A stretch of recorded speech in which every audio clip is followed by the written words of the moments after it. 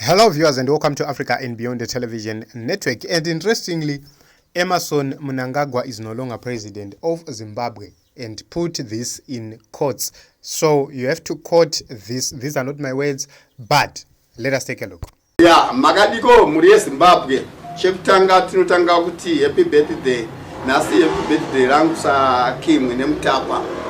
Ndinoti happy birthday to you Munhu wese weZimbabwe.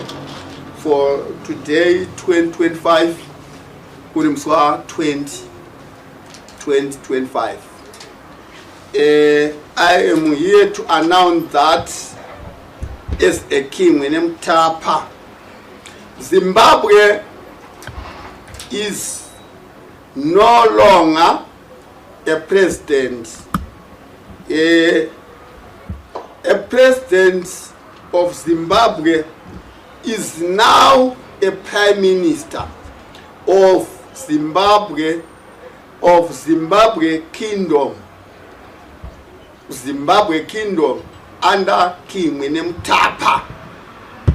He is no longer a republic and they have no longer president. He is now under King Nemtapa for Zimbabwe, a kingdom of Zimbabwe under King Nemtapa. So vatati chiti president vava prime minister veZimbabwe, vave prime minister weZimbabwe Kingdom, vave prime minister weZimbabwe Kingdom under King Nemtapa.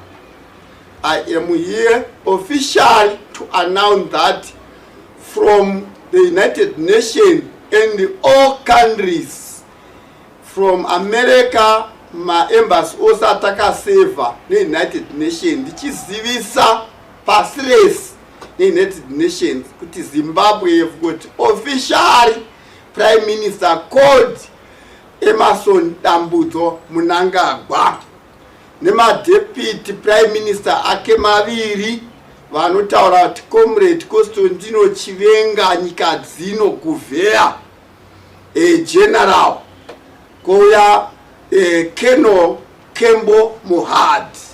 He is now officially vice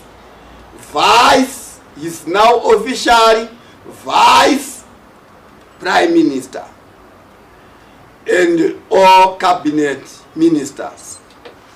In as a king Nemtapa, there is no longer a police republic police takuti inonzi KZKP zvichimirira izvo the Zimbabwe Kingdom Police.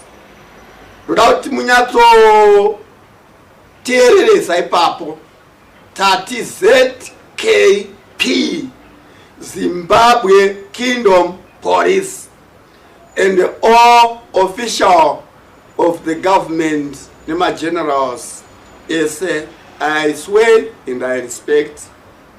So this is the announcement of the man who calls himself King Nemtapa. And personally, I don't care whatever arrangement which they are making whatsoever. What I care about is the legality of it. It's not legal. Whatever which is happening is not legal. And I'm going to explain why. The constitution, which is the governing document, is very, very clear. If they wanted to establish a monarch, they can simply amend the constitution through through parliament. This whole thing of using judicial precedents to create a law will not work, because that precedent was made not based on any law, but it was made based on failure of government officials to attend to court. They were in default. So they simply created this so as to create a dynasty, so as to create a kingdom for themselves. What it means is very, very soon you will see them taking over the reins or contesting the leadership of the kings. So it won't work. In my own view, it won't work. And it seems as if they've rolled the Zvigananda and some people for the PR activities. And the quietness of this government is questionable. However, what we need to note is ZANU-PF will do anything and everything for them to stay in power and to be in control of the levers of power. What will be observed by many people is the constitution. Everything is established according to the constitution. And this kingdom, it won't hold any water because it's not supported by the constitution, it's not supported by the supreme document in the nation. Anything that happens which is inconsistent with the constitution is unconstitutional and will not hold any water. How are they going to change Zimbabwe Republic Police to ZKP? Because even the United Nations and other countries, they must be guided by the constitution of the country.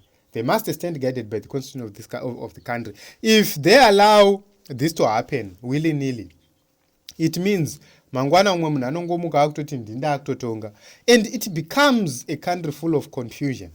So this is my 2 cents. I believe that it's a strategy which is being used, which is a secondary strategy apart from that of Kudakwashe Tagwire, so that they continue to be in grip and in power, but it won't work.